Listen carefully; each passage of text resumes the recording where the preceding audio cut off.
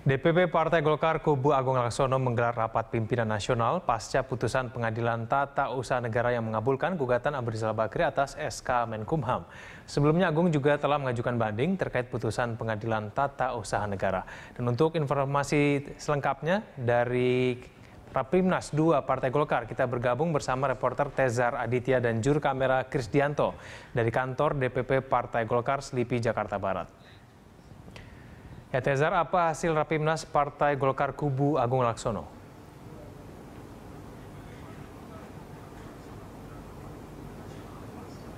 Ya Kevin, memang terkait dengan digelarnya Rapimnas kedua Partai Golkar Kubu Agung Laksono, tadi siang Agung Laksono menggelar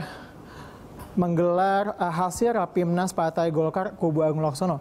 Dan dalam hasil Rapimnas itu ia mengatakan bahwa mengklaim dirinya merupakan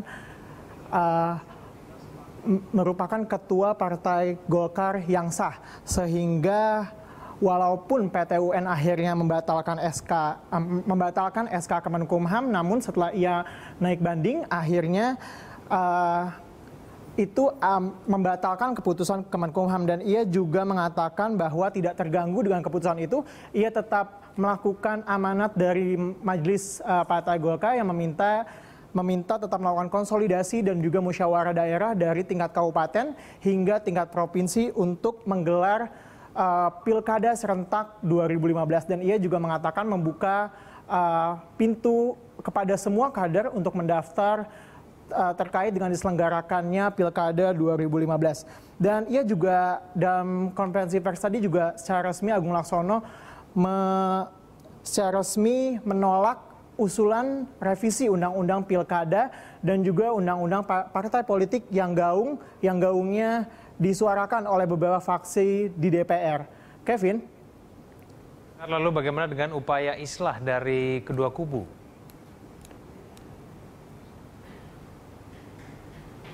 Ya Kevin, memang sebelumnya ada keinginan untuk islah yang dilakukan oleh kubu Abu Rizal Bakri selepas ia memenangkan PT UN. Namun selama ini kubu Agung Laksono masih sedikit menolak dari keinginan Abu Rizal Bakri untuk islah. Namun pada saat konferensi pers tadi ia mengatakan bahwa Agung Laksono dapat menerima islah selama hal itu berkaitan dengan pilkada dan juga terkait dengan pemenangan pilkada. Namun ia menolak jika harus islah terkait dengan kepengurusan yang sah Partai Golkar. Ia mengatakan bahwa selama ini proses sudah dilakukan dan masih banyak hal-hal yang tidak menemui titik temu. Salah satunya adalah masalah kepengurusan itu.